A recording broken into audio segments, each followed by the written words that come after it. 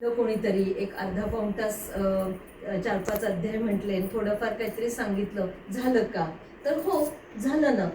छोटं बाळ झाल्यानंतर त्याचं इम्युनायझेशन शेड्यूल बघा ना कसं असतं. BCGची लस पहिल्या अगदी 10 दिवसात एकदाच देतात ना. त्या एका लसीवर पुढचं सगळं आयुष्य तरतं की नाही?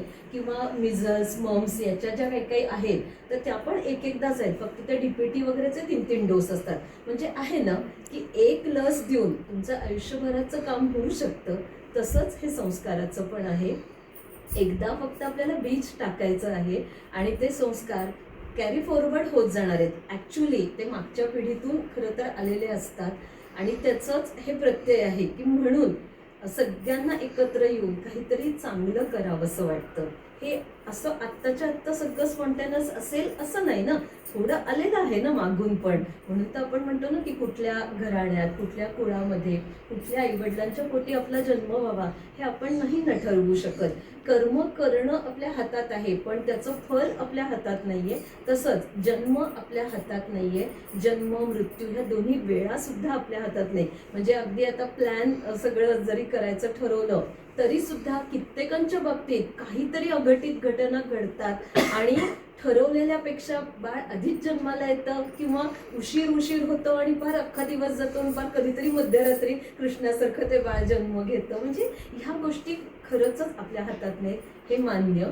आणि आधी आज मी जे 5 अध्याय घेतले त्याची पूर्वपीठिका सांगून मग पुढे जाणार आहे. तुझा असा मला हॅपनिंग फेस खूप बोलायला मला म्हणजे मी तासभर बोलू शकते, पण मी आवरणार आहे स्वतःला की बसली आहे समोर म्हणून किती वेळ तिला ऐकायला लावायचं. पण खूप छान. तर दरवेळेला कुठले तरी असे 5 अध्याय किंवा अगदी क्वचित 6 अध्याय घेत असते आणि 5 किंवा 6 जणीच आम्ही जातो. कारण खूप मोठ्या मोठ्या संख्येने जाऊन तो सामूहिक पाठ असा याचा उद्देश नाही. तुम्ही तुमचे घरातले असणं जास्ती महत्त्वाचं आहे. आणि 5 अध्याय घ्यायचं कारण एवढं की 18 अध्याय पूर्ण घेतलं तर एवढं 2.5-3 तास बसण्याची जर तिची कपॅसिटी नसेल तर हे ना त्या दिवशी तिला कळू शकतं की आज मला नाही वाटत आहे, मी नाही एवढं 2.5 तास बसू शकत आहे. पण सासूबाईंनी ठरवलंय, आईनी सांगितलंय, मग असं कंपल्सरी लादलेला तो कार्यक्रम तो मनापासून ती जर घेणारच नसेल तर आपण बाकीच्यांनी आलो, मग निळ्या साड्या नेसल्या का हिरव्या, काय डिश केली होती, ह्याच्यात आपण याच्यातच व्यस्त राहू. तिच्यापर्यंत काय पोचलं हा भाग महत्त्वाचा. आणि हा विचार करून मग मी 5 अध्याय घ्यायचे आणि दरवेळेला मी ॲट रँडम 5 अध्याय घेत असते. म्हणजे मी काहीच असं ठरवत नाही. आता सुद्धा कुणीतरी मला हिने मेसेज केला की कुठले घेणार आहे सांगा तरी, म्हणजे आम्ही जरा बघून येतो. मग मी हां हो का बरं मग असे रँडम, कारण त्याच्यावर काय बोलायचं ते सुद्धा सगळं तो बोलवून घेणार असतो. पहिला अध्याय घेतला तो अर्जुन विषाद योग.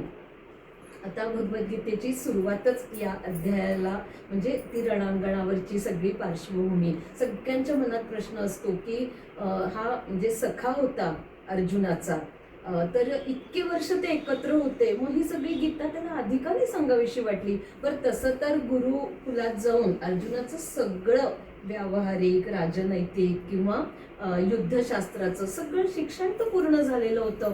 असं असताना भगवंताला ही गीता युद्धभूमीवरच का द्यायची गरज पडली?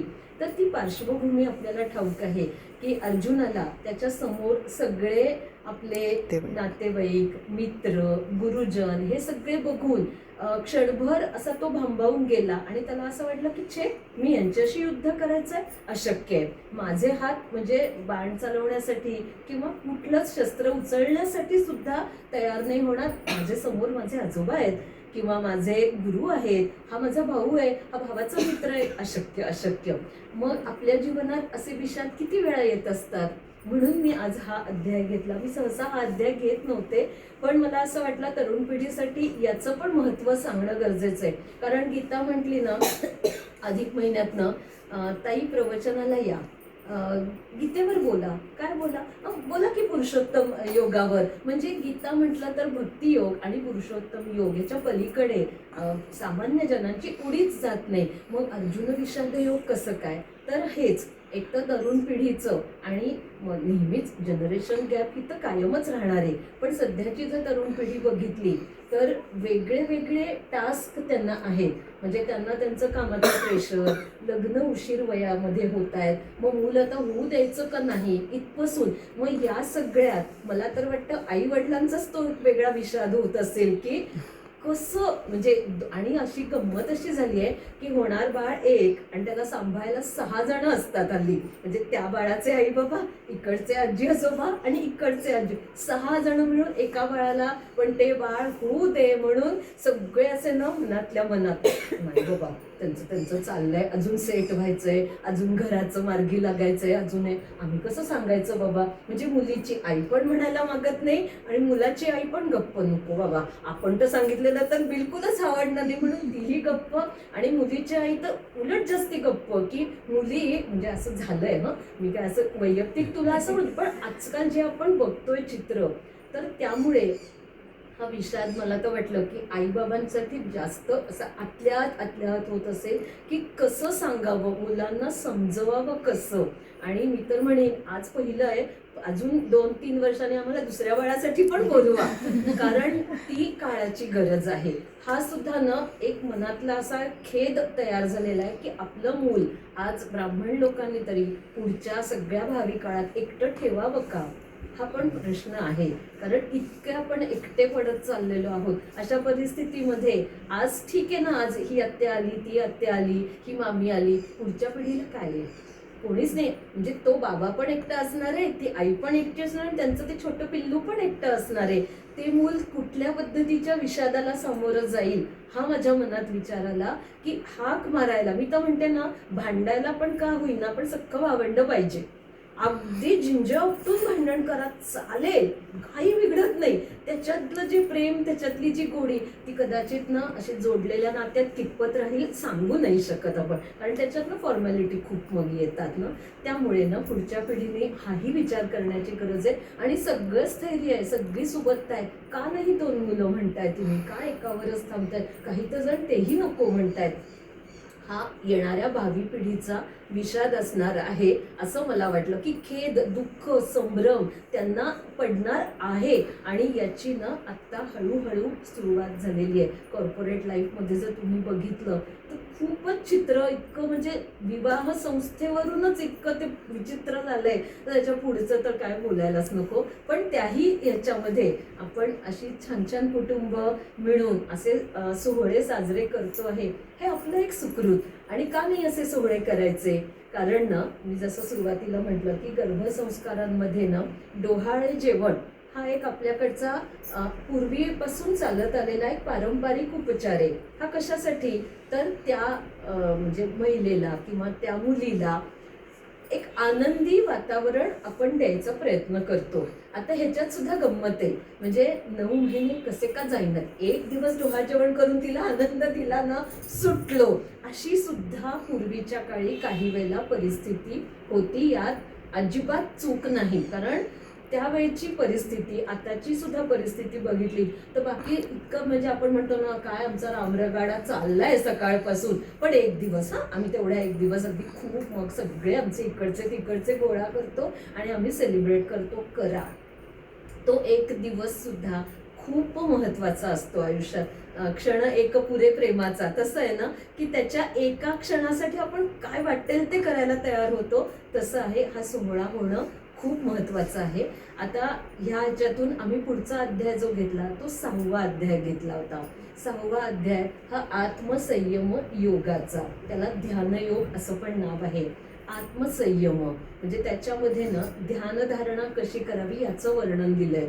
शुचौ देशे प्रतिष्ठाप्य, म्हणजे सगळं वर्णन दिलंय की ध्यानधारणा करायची असेल तर तुम्ही आसन कसं निवडलं पाहिजे. म्हणून तर मी आल्यापासून तुला म्हणत होते ना की तुला जे कम्फर्टेबल आहे ना तू तशी बस. मग तुला असं बसायचंय का, मग असं समोर बसायचंय का, तो तुझ्या शेजारी डावीकडे पाहिजे का उजवीकडे पाहिजे, ताट त्यांनी हातात धरावं का टिपवावर ठेवावं, हे सगळं कम्फर्ट झोन खूप महत्वाचं आहे. नाहीतर ना तेवढ्या 10 मिनिटासाठी सुद्धा जर लक्षच नाही ना लागलं काय उपयोग आहे. सगळ्या गोष्टी ना मनापासून व्हायला पाहिजे. आणि हे सगळं गीतेमध्ये दिलंय की 10 मिनिटं ध्यानाला बसायचं तरी सुद्धा आसन कसं असावं इथपासून सगळं वर्णन भगवंतांनी अर्जुनाला करून दिलेलं आहे. की ते उंच पाहिजे का खाली पाहिजे. आपल्याला आता सुद्धा म्हणजे मला बसताना सुद्धा मी 2 मिनिटं विचार करून मग बसले की सगळ्यांना मी समोर दिसले तर मला पण जरा प्रत्येकाच्या म्हणजे डोळ्यात थोडंसं पाहून बोलण्याचा एक आनंद आहे. ती गरज आहे ना. म्हणजे त्यात काय काय त्याला काय कसंही बसा आणि करा ना, ध्यान करा, ते महत्वाचं असं नाहीये. माणूस आहे ना तो खरं सांगू का मुळातला शिस्तप्रिय आहे. तो कधी बेशिस्त झाला माहिती नाही. त्याला ना सगळं असं व्यवस्थित लागतं. मग हा योग तेच आहे. आणि हे सगळं करून तुम्हाला शेवटी भगवंताचं ध्यान करायचं आहे, नामस्मरण करायचंय. मग आता तुम्ही म्हणाल आता आम्ही म्हणजे आमचा जॉब वगैरे सोडून काय नामस्मरण करत बसू का? नाही. तुमचं काम जे आता तुम्ही करताय तर ते सुद्धा तुमच्यासाठी ना भगवंताचंच नामस्मरण आहे. म्हणजे वाक्य अंडरलाईन करून घ्या.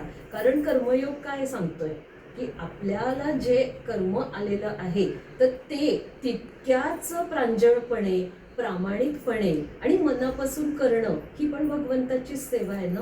त्यामुळे आता असं नाही करायचंय की बाबा मग घरीच बसू का, म्हणजे मग सकाळी हा अध्याय, दुपारी हे स्तोत्र, मग आईने हे सांगितलं म्हणून सासूबाई ते म्हणाल्या आणि त्याच्यात ह्या अशा आत्ते सासूबाई आणि मावस सासूबाई पण भर घालायला असतात. कोण कोण असतात ठाऊक नाही. पण नाही, आपलं काम जे आहे ना ते आपल्याला जेवढं तब्येत साथ देते ना तोपर्यंत छान काम करायचंय. काहीच त्याच्यामध्ये म्हणजे टाळाटाळ करण्याचा काही प्रश्नच नाहीये ना. तो आत्मसंयम की मला माझं काम ठरवून घेतलेली असते ना, आपण एक बाउंड्री आखलेली असते प्रत्येकीने की हो मी 7व्या महिन्यापर्यंत प्रत्यक्ष जाऊन करणार आहे काम. कारण कॅबची सुविधा आहे मुलींना हल्ली, काय असं खूप काही अडचणी नाही आहेत. आणि नंतर मात्र शेवटचे 1 महिना 1.5 महिना मी घरी बसून करणार आहे. मग करा ना, आनंदाने करा. उलट त्याच्यात जर तुम्ही रमलात त्या कामामध्ये तर तुम्हाला कितीतरी गोष्टी तुमच्यापासून दूर पडतात. रिकामं बसलं ना की मग मला ते असं होतंय. मग बसलं की काम करत असताना 4 तास एका जागी बसेल तर पाठ नाही दुखणार आणि 10 मिनिटं नुसतं बस म्हणलं की नाही बाई कसं तरी व्हायला लागलं, मी उठू का, असं होऊ शकतं. म्हणून कामात आपण जर त्या ह्याच्यामध्ये मग तोच एक आत्मसंयम आहे. म्हणजे व्यावहारिक गोष्टींमध्ये बघायचं, गीता आपल्याला दैनंदिन जीवन खूप चांगलेपणाने जगायला शिकवत असते. तर आत्मसंयम म्हणजे काही हिमालयात जाऊन तप ध्यान ते आहे ना, ते संन्यासी योगीजन ते पण करणार आहेत. आपला आत्मसंयम कशासाठी? आणि मग मनावरचं पण सगळा कंट्रोल पाहिजे ना. की आता आपण म्हणजे जे आपण मराठीत म्हणतो की तू बाई 2 जीवाची आहेस तर तू तशी काळजी घ्यायला पाहिजे. उगीच छोट्या छोट्या गोष्टीवरून हायपर होणं किंवा असं उगीच भलत्या भलत्या गोष्टींचं कुठल्या तरीच अशा अदृश्य गोष्टींचं सुद्धा टेन्शन घेऊन उगाच आपण पॅनिक व्हायचं आणि घरातल्यांना आपल्या भोवती नाचायला लावायचं. काही गरज नाहीये ना ह्याची. उलट जेवढी आनंदी, जेवढी अशी छान अशी फ्रेश राहशील तेवढं त्या बाळाला तेच मिळणार आहे ना सगळं. म्हणून आत्मसंयम योगाचा. आणि त्याच्यानंतर 9वा अध्याय घेतला तो राजविद्या राजगुह्य योग. हा माऊलींचा अतिशय लाडका अध्याय आहे आणि म्हणून मी तो आवर्जून घेते. आणि काही ना काहीतरी दरवेळेला माऊलींचं तिथे ना असं अधिष्ठानच मिळतं. आता पालख्या आता पुण्यातून रवाना सासवडकडे गेलेल्या आहेत. कालच योगिनी एकादशी, भागवत एकादशी झाली. माऊली असतातच बरोबर. म्हणजे ना त्यांना शोधावंच लागत नाही, ते आपल्याच बरोबर असतात. त्याची ती प्रचिती देतात. तर आता त्यांनी अर्जुनाला म्हणजे या अध्यायामध्ये भगवंतांनी जे गुह्य म्हणजे जे आपल्याला सहजगत्या कळणार नाही असं ज्ञान देऊ केलेलं आहे. म्हणजे ही अर्जुनावर भगवंतांनी केलेली कृपा आहे. खूप गोष्टीतलं जे गूढ म्हणतो ना की जीवन जगण्याची सुद्धा जी एक कला आहे ना, आता ती मी तुला कशी व्यवहारात ते सांगते. आई आपण म्हणतो ना, आई झालीस की तुला बरोबर कळेल. ते गुह्य ज्ञान आहे. काय काय कळणार आहे तुला आई झाल्यावर. आत्ताचे 9 महिने, मग आईचा चेहरा, मग सासूबाईंचा सुद्धा चेहरा जोडीने यायला लागतो. त्या पण तेच सांगत होत्या तळमळीने. त्यांच्या सांगण्याच्या मागची जी तळमळ होती ना ती तीच होती ना. काय वेगळी होती की अगं असं नको ग करू, म्हणजे एखादं चुकलं असेल तर. म्हणजे माझी आईच सांगत होती तेवढंच बरोबर नव्हतं, त्या पण तेच सांगत होत्या. त्या पण आई आहे, ती पण आई आहे. म्हणजे आपल्याला ना हा थोडासा भेद पण आपल्याला संपवायचा आहे. अगदी खूप गळ्यात गळे घाला, लगेच अगदी दोघींनाही ए आई म्हणा, मी तर अजिबात असं काहीही सांगणार नाही. त्या अहो आई आहे, त्या अहो आईच राहू दे, ही ए आई आहे ती ए आईच राहू दे, तो काहीच माझा मुद्दाच नाही. पण त्यांचं जे एक भावविश्व असतं ना, ते आपण समजून घेतो. ते आपल्यासाठी आत्ता गुह्य ज्ञान आहे ना, की आई झालीस की तुला समजेल. ह्या आजीने कधीतरी सांगितलेलं होतं लहानपणी. आजी शेजारीच बसलेली आहे. म्हणजे ते बरोबर ना, जे त्याला सुद्धा तेच आहे, हे तुला एकटीला नाहीये, त्याला तेच आहे. आहेत का तुझे बाबा आता इथे? आहेत.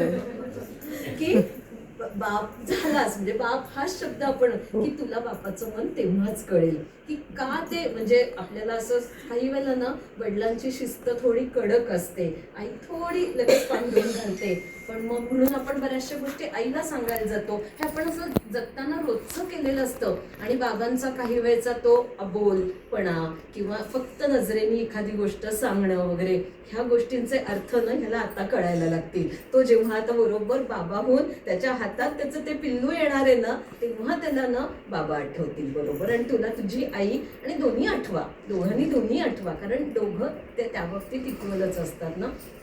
मी तर म्हणेन ना, खूप खूप अशा अनेक म्हणजे वेदातून पुराणातून वगैरे खूप ज्ञान भांडार आहे. आपल्याला आत्ता काय हवंय, आपल्या जीवन जगण्यासाठी जे उपयुक्त ते गुह्य ज्ञान आपल्याला प्राप्त झालं की असं म्हणतो ना की लाड करावेत, की धाक पण असावा मुलाला, अति पण त्याचं सारखं म्हणजे हे नाही करायचं. ह्या गोष्टी असं आताच्या मुलांचं वागणं, आपलं लहानपणीचं वागणं याच्यात फरक पडला. मग आई म्हणून, बाबा म्हणून आपल्याला काहीतरी मध्य गाठायचं आहे ना, ते आपल्यासाठी गुह्य ज्ञान आहे. ते प्राप्त करण्यासाठी मनाची तयारी तशी व्हायला पाहिजे की फाजील नाही करायचे. आणि आपली कुठलीही मतं ही मुलांच्यावर आता लादून चालत नाही. आमच्या लहानपणी झालं सांगून, म्हणजे एक स्थळ दाखवलं, चला त्यांचा होकार आला की चांगली मुलगी त्या घरी, दिल्या घरी तू सुखी राहा, झाले आमचे संसार. आता तसं नाहीये. तुम्हाला तर पुढच्या पिढीला तर तुम्ही तुमची मुलांची लग्न बघाल त्यावेळेला तर अजूनही चित्र वेगळं वेगळं असणार आहे. मग याच्यात आपला संयम पण म्हणजे राहायला पाहिजे, समतोल राखायला पाहिजे. आणि शेवटी बाळ आपलं आहे, कोणाचं दुसऱ्याचं नाही आहे, ते आपलंच आहे ना. मग त्याला मी माझ्या पद्धतीने सांभाळणारच आहे, आणि माझ्या पद्धतीने उत्तम, म्हणजे फाजील लाड नाही. आणि तो म्हणजे कसं ना, कसं वाढवायचं आहे आपलं मूल, तर आयुष्यात ते ना माणूस म्हणून कसं असणार आहे हे महत्वाचं आहे. किती पैसा आहे, किती केची तुमची काय जॉबचं तुमचं जे काय असतं ते, किंवा मग इकडे एक फ्लॅट आहे, तिकडे एक फ्लॅट आहे, शिवाय अजून एक तिकडं गावाकडे जमीन आहे. हे तर विवेकानंद स्वामी म्हणतात तसं, की काही देऊ नका करतं पुढच्या पिढीला, त्यांना त्यांच्या पायावर उभं राहू द्या. पण असं व्यवहारामध्ये होत नाही. आपण देत राहतो, पण माणूस म्हणून त्याला जगण्यासाठी जे जे आवश्यक ते आपण द्यायचं आहे, एवढं नक्की. नंतर 12वा अध्याय घेतला तो भक्ती योगाचा, तो सगळ्यांचा आवडता. आता भक्ती म्हणजे ती सुद्धा भगवंताप्रती भक्ती आपली आहे, तर आपलं मूल तेवढं संस्कारक्षम हवं. पण म्हणून आपण असं नाही त्याला आत्ता म्हणजे अगदी लगेच अमुक केलंच पाहिजे, तमुक नाही करणार आहे पुढची पिढी. पण जे तुम्ही करताय ना आत्ता, म्हणजे जे तुमचे आई बाबा करतायत ते तुम्ही आपोआप करताय. ती वेळ आल्यावर तुम्ही करायला लागलात. म्हणजे कालपर्यंत ना दूर ह्या गोष्टींशी संबंध नसलेली प्रणिता आज या कार्यक्रमासाठी 2 तास बसायला तयार झाली. म्हणजे सासूबाईंना पण आश्चर्यच वाटत असू शकतं. म्हणजे अशा ज्या गोष्टी घडतात ना, त्यांना संस्कारांचा असं तो प्रवाह आलेला असतो, आणि तो वेळ आला की तो बरोबर फुलून येतो. आपणही आपल्या मुलांसाठी तेच करायचंय. त्यांच्या मनामध्ये भक्तीचं फक्त बीज आपण टाकून ठेवायचंय. शेवटी ना भगवंत आहे आणि सर्व शक्तिमान तोच एक आहे, याच्या पलीकडे काही नाहीये. कितीही सायन्स प्रगती करू दे, एआयचं काय व्हायचं ते होऊ दे, पण त्याच्या शक्ती पुढे दुसरं खरंच काही नाही. एक दिवस ती आपल्याला कळते, आणि आपल्याला ना रोजच्या जीवनात सुद्धा असे खूप छोटे छोटे संकेत मिळत असतात. कळतं की सगळं व्यर्थ नाही रे, ह्याच्या पलीकडे काहीतरी घडतंय. म्हणजे ते जे आहे ना ती त्याची शक्ती, मग ती मान्य करणं म्हणजे देवभोळेपणा, किंवा म्हणजे देवदेवपणा, किंवा आता सगळं झालं मग काही नाही म्हणून देवाला म्हणजे देवाचं करायला, असं नाहीये. हा विचार आपल्या मुलांपर्यंत पुढे आपण पोचवायचा. तो वसा आहे, तो भक्तीचा सुद्धा ना, आज कशाच्या जोरावर एवढे वर्ष ही वारी चालू आहे, काय आहे त्या वारीत, लोकांना किती मिरॅकल वाटतं. आणि उलट तुमच्यासारख्या तरुणांना तर आता खूप आश्चर्य वाटायला लागलेलं आहे की काय आहे नेमकं, म्हणून मुलं तुमच्यासारखी जाऊन बघतायत, वारी अटेंड करतायत, आणि त्याच्यात काही सेवा असेल तर ती सेवा करून बघायला पाहिजे. म्हणजे इतक्या नवीन नवीन उपलब्धी आहेत ना त्याच्यात सुद्धा. तर हे जे आहे ना, हे आता आपल्याला पुढच्या पिढीला पण द्यायचंय. बस एवढी आपल्याला भक्ती त्यांच्यापर्यंत आणून ठेवता आली ना, खूप झालं. आणि 16वा अध्याय घेतला तो दैवासुर संपत विभाग योग. याच्यामध्ये भगवंतांनी आसुरी संपत्ती आणि दैवी संपत्ती, आसुरी म्हणजे सगळे वाईट गुण, आणि दैवी संपत्ती म्हणजे सगळे सद्गुण. आपल्याला सद्गुणांचीच पाठराखण करायचे. म्हणूनच आपलं ना मुलांशी वागायचं कसं हे थोडंसं ठरलेलं असलंच पाहिजे. ह्याची आताची पिढी हे सगळं करू शकते. आमच्या पिढीला असलं काय नव्हतं, काय प्रवाहपतीत काय आजी म्हणते, आई म्हणते, आणि काका काकू सगळ्यांचं त्याच्यावर असं बर्डन असायचं. त्यांच्या मताप्रमाणे मुलं वाढत गेली. पण आता तसं नाही होते. आता तुम्ही दोघं तुमच्या मताप्रमाणे तुमचं मूल वाढवू शकणार आहात. तर त्याच्यासाठी काय चांगलं काय वाईट हे त्या वेळेला स्पष्टपणे आपल्याला सांगायची गरज आहे. त्यांनी म्हणजे काय म्हणतात ना, पडू दे एकदा खड्ड्यात मग कळेल, नको. मग तसं नाही, इतकी वेळच आपण आणू द्यायची नाहीये. म्हणजे ते छोट्या गोष्टी ठीक आहे की सायकल चालवताना शिकताना पडल्यावर सायकल येते ते तिथपर्यंत, पण आयुष्यात असं खड्ड्यात पडू दे आणि मगच तो शहाणा होईल, नाही, तेवढी वेळ आपण आणायची नाहीये. आधीच सगळ्या चांगल्या आणि वाईटाच्या सीमारेषा आपण सांगणं ही आपली जबाबदारी, आणि आपण आपल्या कर्तव्याला चुकायचं नाही. कारण सगळ्यात शेवटी महत्त्वाचा असतो तो कर्मयोग. म्हणजे तोच भगवंतानी जास्त श्रेष्ठ, आणि पुढच्या सुद्धा ना अनेक संत महात्म्यांनी सुद्धा कर्मयोग हाच महत्त्वाचा धरलाय. अगदी म्हणजे लोकमान्य टिळकांनी स्वातंत्र्य प्राप्ती पूर्व काळामध्ये त्यांना जी मंडालेच्या तुरुंगात शिक्षा झाली 6 वर्ष, तर त्यावेळेला त्यांनी कर्मयोगावर आधारितच गीता रहस्य ग्रंथाचं लेखन केलं. कारण तो काळ काय होता, तर भारत पारतंत्र्यात होता. भारताला स्वातंत्र्य प्राप्तीची गरज नितांत होती, आणि ते असं हातावर हात टाकून असं बसून गप्पा मारून असं मिळणार नव्हतं ना. प्रत्येकाने उठून काही ना काहीतरी म्हणजे चळवळच उभी केली तर हे स्वातंत्र्य मिळणार होतं. त्यामुळे त्या काळातला त्यांचा तो कर्मयोग होता. अशी ही गीता इतकी सुंदर आहे, आणि आपलं जर आपण तिला धर्मग्रंथ आपल्या हिंदू धर्माचं म्हणून जर तिला आपण मान्यता दिली आहे, तर त्या गीतेचा संस्कार हा आपल्या बाळावर व्हावा, एवढा आमचा एक त्याच्यामागचा भाव आहे. की कधीतरी आता मध्यंतरी खूप व्हॉट्सअपवर येतं की आपल्या मुलांना आपण गीता शिकवली नाही म्हणून हे सगळं प्रॉब्लेम्स वगैरे वाढत चालले. आपण त्याच्यात नकोच अडकायला ना. आपण शिकवली आपल्या मुलांना गीता, आपण त्याला वाळकडू पाजलेलं आहे, आणि बरोबर ना मुलं वेळ आली ना, आणि कुठलंही करू दे म्हणजे आता पुढे ना मुलांना असं अचानक ना मारुतीच फार आवडायला लागतो, किंवा गणपतीच खूप आवडू देत ना. काय पण त्या मारुतरायांनी तर ती गीता पहिली ऐकली, त्यामुळे मी तर म्हणेन जाऊ देत त्याला मारुतीला. त्याला हनुमान चालीसा म्हणावीशी वाटते का, म्हणू दे. तो मारुतरायच बरोबर त्याला गीतेपर्यंत घेऊन जाणार आहे. म्हणजे आकाशात पतितम तोयम आम्ही जो श्लोक म्हणतो तो त्याच्यासाठी. म्हणजे नाही आपल्याकडे सगळेजण म्हणजे ऐकलं होतं मी की शिव कुलदैवत आहे, सगळे शंकराचं होतं, आणि हा काय आपलं म्हणजे असं त्यांचं मन आपल्याला भ्रमिष्ठ नाही करायचं. द्विधा मनस्थितीत त्यांना पुढे अडकवायचं नाही. कुठलंही करू दे, आणि हे सुद्धा ना पूर्व सुकृत असतं. म्हणजे मला माझ्या एका मैत्रिणीने प्रश्न विचारला होता. ती म्हणाली ती आमच्या घरात मारुतीची उपासना आहे, म्हणजे त्यांचं माहेरचं कुलदैवत समर्थ स्थापित मारुतीचं मठ आहे. तर म्हणाली सगळे म्हणाली आमच्याकडे मारुतीचे, पण माझी मुलगी समर्थांना जाते. म्हणजे कोण, स्वामी समर्थांना. म्हणजे ती मारुतीला जा म्हटलं तर ती कंटाळा करते, काहीतरी टाळाटाळ करते, विसरते. आमच्या बरोबर ओढून नेलं लहानपणी तर करत होती, पण आता ती नाही जाते, स्वामी समर्थांना जाते. ताई काय करू म्हटलं, काय करू नको, जातीये ना, जाऊ देत ना. तिचं तिथून तिचा तसाच म्हणजे शेवटी ना प्रत्येक ओढा नाला हा वेगवेगळ्या मार्गाने जाऊन त्या नदीला मिळतो, आणि ती नदी पुन्हा अंतिमतः सागरालाच जाणार आहे. त्यामुळे याच्यातही आपण अडकायचं नाही. आपल्याला किती गोष्टी मागच्या पिढीकडून जे जे मिळालं त्याच्यातून आपल्या बुद्धीचा वापर करून आपल्या होणाऱ्या बाळासाठी खूप जास्तीत जास्त छान, आणि सगळं भौतिक सुख तर आता म्हणाल तेवढी आहेत, काय नवीन नवीन रोज येत आहे, पण त्याचा सुद्धा अतिरेक होऊ द्यायचा नाहीये. त्याचं सुद्धा मुख्य आरोग्य त्याचं चांगलं राखण्यासाठी आत्ता तुला खूप जपण्याची गरज आहे, कारण ना तो पाया असतो. आत्ता जर तुझी तब्येत छान तर बाळाचं आरोग्य पुढे जाऊन, मग भले ते छोटंसं बारकुंड दिसत असेल, काही दिवस दिसतं तरी काही फरक पडत नाही. चांगलं आतून घट्ट असेल ना, दिसू देत ना बारकुंड, जा व्हायचं तेव्हा होतं मोठं. त्यामुळे अशी म्हणजे वृथा चिंता करून आत्तापासून असं नाही, एकतर आनंदीच राहायचंय. आणि डोहाळ जेवण आपण म्हणतो ना, तर आपल्याकडे ना खूप वेगळ्या वेगळ्या परंपरा आहेत. म्हणजे नदीतलं डोहाळ जेवण करतात, चंद्राच्या प्रकाशातलं चांदण्यातलं डोहाळ जेवण करतात, बागेतलं डोहाळ जेवण करतात. मग हे सगळं सुद्धा आपल्याकडे का होतं बरं? आता खूप काही काही गोष्टी मागे पडल्या, म्हणजे सगळ्या ह्या आपल्या आधुनिक शहरीकरणामुळे.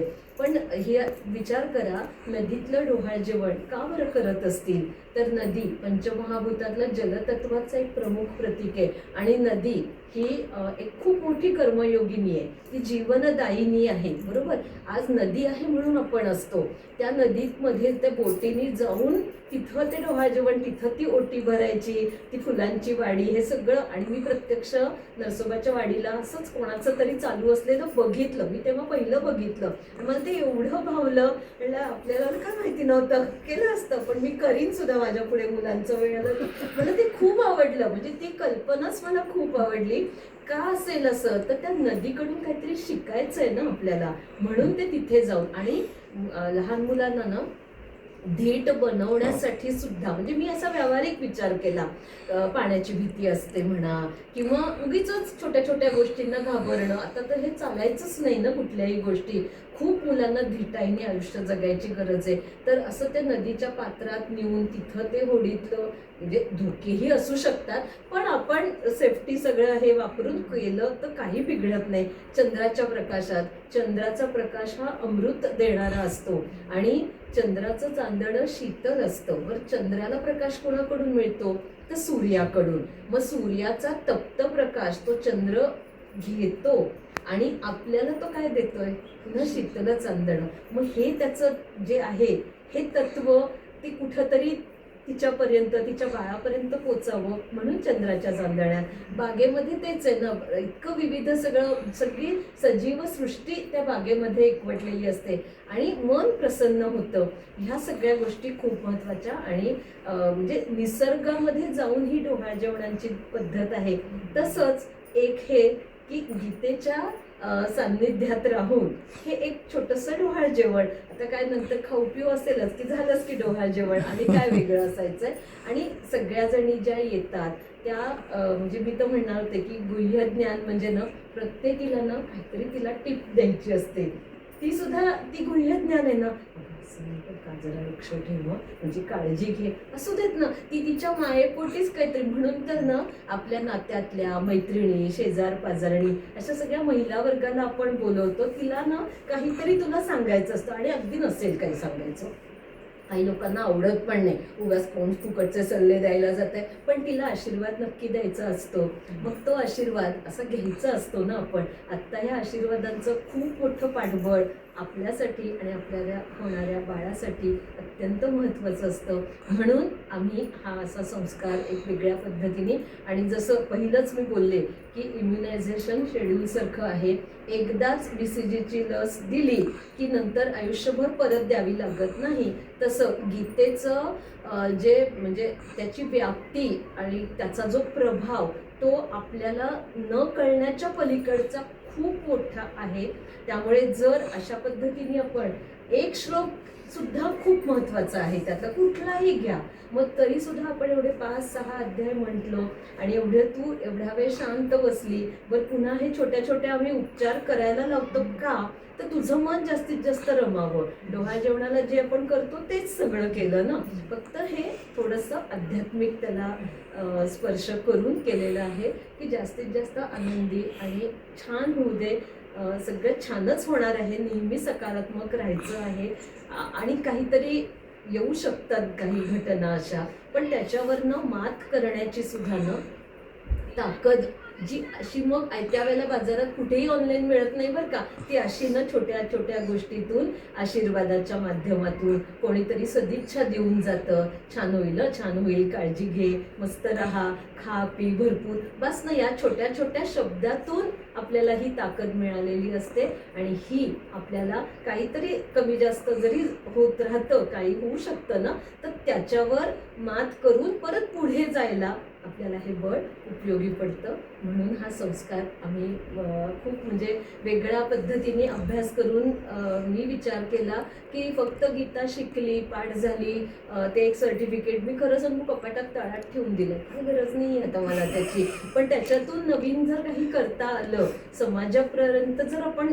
गीता सुद्धा पोचवणं आणि ती वेगवेगळ्या रूपात पोचवायला हवी ना, तर ती अधिक अधिक कळेल. आणि पुढच्या पिढीसाठी हा गीतेचा आशीर्वाद आणि हा पाया हा खूप महत्त्वाचा आहे. छान हो सगळं, खूप खूप तुम्हाला दोघांनाही आणि दोन्हीकडचे आजी आजोबा, पणजीबाई, छान फुलं उधळा, सगळं करा, सगळा आनंद त्यांना द्या आणि छान सगळ्यांना खूप खूप शुभेच्छा. धन्यवाद.